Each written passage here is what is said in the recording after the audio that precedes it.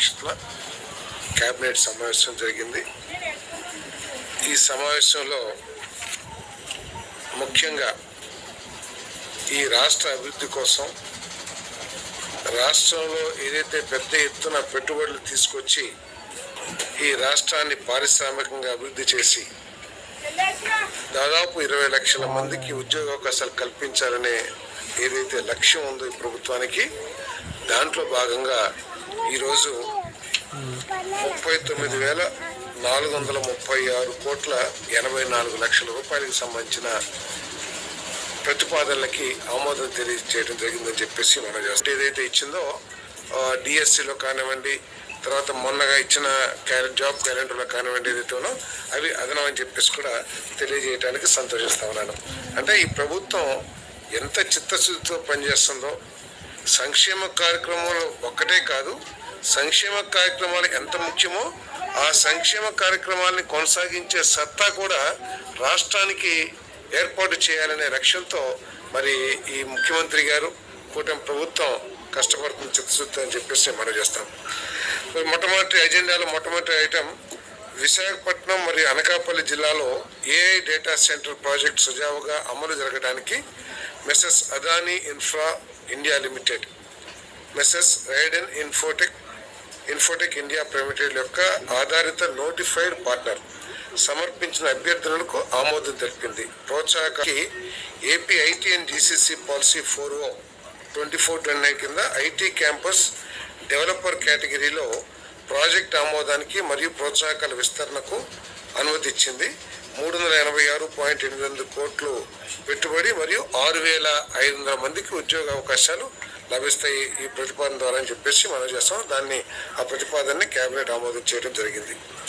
Visakhapatnam IT campus స్థాపన కోసం Fuji software solutions private లిమిటెడ్కు ఏపీ లిఫ్ట్ పాలసీ 4/24/29 కింద 2 ఎకరాల భూమి కేటాయింపుకు మరియు AP IT and GCC policy 4 కింద ప్రాజెక్ట్ పరిగణకు ఆమోదం తెలిపింది.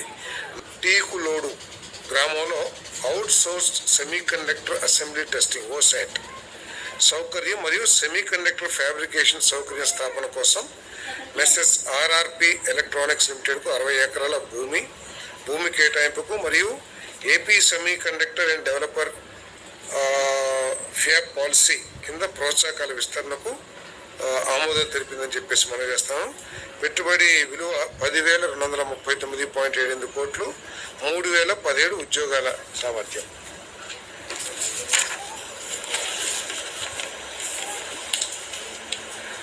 ఏపీఐసి మరియు మెసెస్ టీసీఎస్ లిమిటెడ్ మధ్య జరిగిన సేల్ అగ్రిమెంట్లోని కొన్ని నిబంధనల సవరణకు ఎస్ఐబిపి సిఫార్సు మేరకు ఆమోదం తెలిపింది.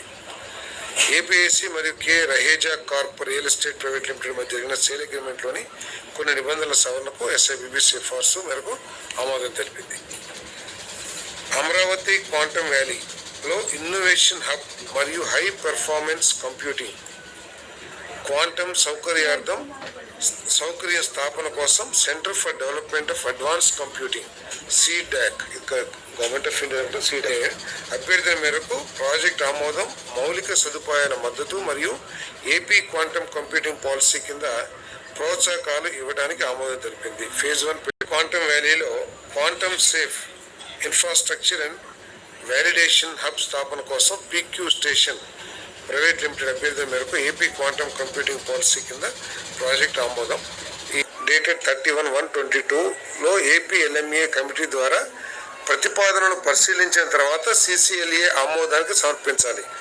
ప్రభుత్వ ఆమోదమే తుది నిర్ణయం అని ఉన్న నిబంధనల స్థానంలో ఏపీ ఎల్ఎంఏ కమిటీ ద్వారా పరిశీలించిన తర్వాత సిసిఎల్ఏ తుది నిర్ణయం అని మార్చడం. జిఓఎంఎస్ నెంబర్ 84 రెవెన్యూ శాఖ డేటెడ్ 24/2/23లో పట్టా మంజూరు తేదీ నుండి 10 సంవత్సరాల తర్వాత అన్యాక్రాంత హక్కులు లభిస్తాయనే నిబంధనల స్థానంలో 2 సంవత్సరాల తర్వాత అన్యాక్రాంత హక్కులు లభిస్తాయి అని మార్చడం. జిఓఎంఎస్ నెంబర్ 84 ప్రకారం 22A కింద నిషేధిత ఆస్తులుగా నోటిఫై చేసిన ఈఎల్సీ భూముల రెగ్యులరైజేషన్ కోసం దరఖాస్తు గడువును 31/12/2026 వరకు పొడిగించడానికి ఆమోదం. చిత్తూరు జిల్లా కుప్పం పెద్ద బంగూరునాథం సర్వే నెంబర్ 152లో ఎకరం 99 సెంట్ల ప్రభుత్వ భూమిని ప్రాజెక్ట్ డైరెక్టర్ అక్షయ పాత్ర ఫౌండేషన్ హైదరాబాద్కు వివిధ ప్రభుత్వ పథకాల కింద సెంట్రలైజ్డ్ కిచెన్ నిర్మాణం కోసం మార్కెట్ విలువ 3,75,000పై 10% చొప్పున అంటే ఎకరానికి 37,500కి వీరికి లీజ్కి ఇవ్వడం జరిగింది. ఎవరికి? అక్షయ పాత్ర సెంట్రికల్చర్ పవర్ లిమిటెడ్ ఎండి అభ్యర్థుల మేరకు 3 నిర్ణయాలకు ఆమోదం తెలిపింది.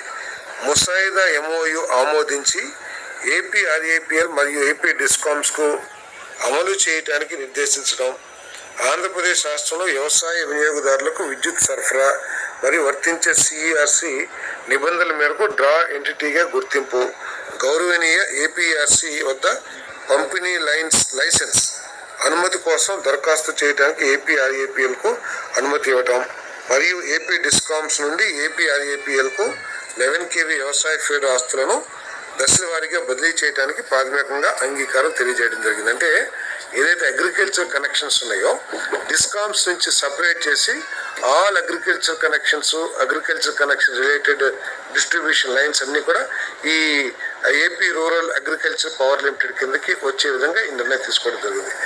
Prepaid meter smart meters fix చేస్తానికి మెస్సెస్ హెచ్హెచ్పి 8 ప్రైవేట్ లిమిటెడ్ అభ్యర్థుల మేరకు నాయుడుపేట తిరుపతి జిల్లాలో AP integrated clean energy policy కింద 1 KTPA గ్రీన్ హైడ్రోజన్ ఉత్పత్తి సౌకర్యం స్థాపన కోసం అనుమతి ఇవ్వడం మరియు AP integrated clean energy policy 2024 కింద ప్రోత్సాహకాలు మరియు సౌకర్యాలు విస్తరించడం. Private universities act 2006 act number 3 of 2016లోని సెక్షన్లు 2, 3, 3-A న్యూ 1, 8, 10, 13, 32, 33, 37 మరియు 41 న్యూ నిబంధనలు సవరించడానికి ఆర్డినెన్స్ జారీ చేయడానికి ఆమోదం తెలిపింది. ఇదేంటే ఇంతకుముందు ఒక ప్రైవేట్ యూనివర్సిటీ ఎస్టాబ్లిష్ చేయాలంటే మినిమం 50 ఎకరాలు ల్యాండ్ ఉండాలి. అదేవిధంగా 15 కోట్లు ఎండోమెంట్ ఫండ్ అంటే కార్పస్ ఫండ్ ఏదైనా 15 కోట్లు, తర్వాత ఇన్వెస్ట్మెంట్ 250 కోట్లు 3 సంవత్సరాల్లో పెట్టాలనే నిబంధన ఉండేది. చాలా పెద్ద ఎత్తున ఈ ప్రైవేట్ యూనివర్సిటీస్ వస్తున్న పరిస్థితి కూడా మనం చూస్తూ ఉన్నాం. సో విద్యని ఇంకా ప్రైవేటైజ్ చేయడానికి అంటే ఇంకా డెవలప్ చేయడానికి అందరికి అందుబాటులో తీసుకురావడానికి ఈ నిబంధనలు కొంచెం సడలించడం జరిగింది. ఇప్పుడు ఏదైతే 50 ఎకరాలు ఉండాలని చెప్పారో దాన్ని ఈ కోర్ క్యాపిటల్ ఏరియా కానివ్వండి, విశాఖపట్నం కానివ్వండి, తిరుపతి కానివ్వండి, విజయవాడ వీటిలో 10 ఎకరాలు, మిగతా అన్ని ప్రాంతాల్లో 15 ఎకరాలు ఉంటే సరిపోతుంది. అదేవిధంగా 15 కోట్ల బదులు 5 కోట్లు కార్పస్ ఫండ్ అదే ఎండోమెంట్ ఫండ్ ఉంటే సరిపోతుంది. అదేవిధంగా ఇంతకుముందు 250 crores in 3 years ఖర్చు పెట్టాలని చెప్పి నిబంధన ఉండేది. కానీ ఇప్పుడు ఆ అవసరాలను బట్టి స్టూడెంట్స్ చేరికను బట్టి కానీ వాళ్ళు స్టార్ట్ చేసిన డిపార్ట్మెంట్స్ని బట్టి కానీ వాళ్ళ అవసరానికి తగ్గట్టు యూజీసీ రికమెండేషన్ ప్రకారం ఖర్చు పెట్టారు.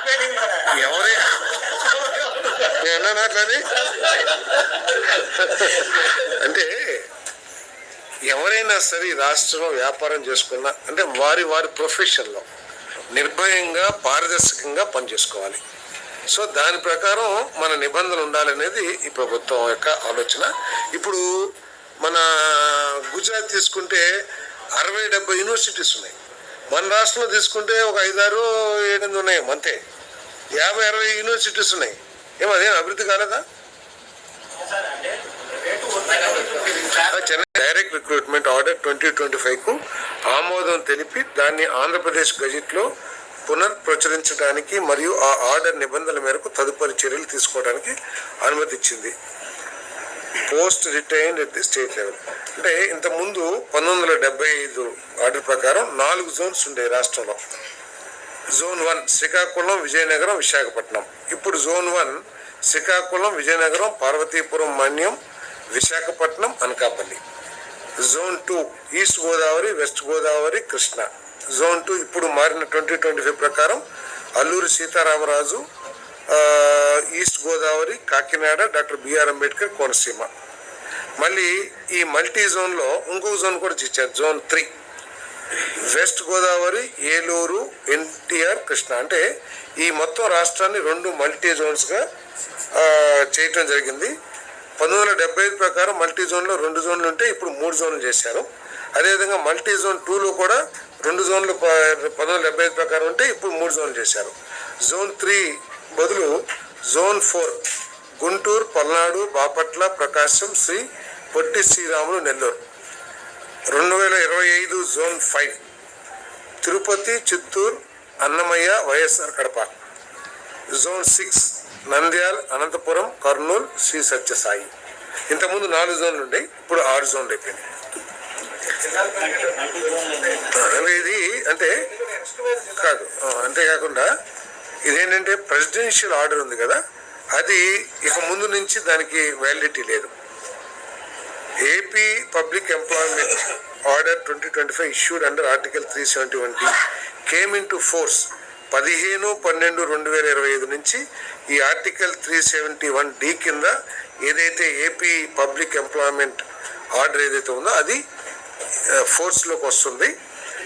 ది సూపర్సీజ్ ది ప్రెసిడెన్షియల్ ఆర్డర్ 1975లో ఏదైతే ప్రెసిడెన్షియల్ ఆర్డర్ ఇచ్చారు, తెలంగాణ, ఆంధ్ర ఉన్నప్పుడు కూడా ఉంది ప్రెసిడెన్షియల్ ఆర్డర్. ఇందాక జోన్ 4 జోన్స్ ఉన్నాయి కదా, అవన్నీ కూడా సూపర్ సీడ్ కాబోతాయి. ఇప్పుడు ఈ కొత్త రెగ్యులేటరీ యాక్ట్ ఏదైతే ఉందో 2025 అది ఫోర్స్లోకి వస్తుంది.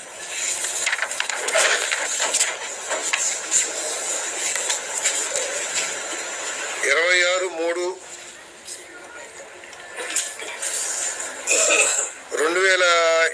మార్కాపురం జిల్లా రాయపురం గ్రామ సమీపంలో ఇప్పుడు బస్ యాక్సిడెంట్ జరిగింది కదా, అప్పుడు 1,28,000 1,28,00,000 ఇవ్వడం జరిగింది చనిపోయిన వారికి, దెబ్బతిన్న వారికి. అదే దాన్ని రాటిఫికేషన్ చేయడం జరిగింది.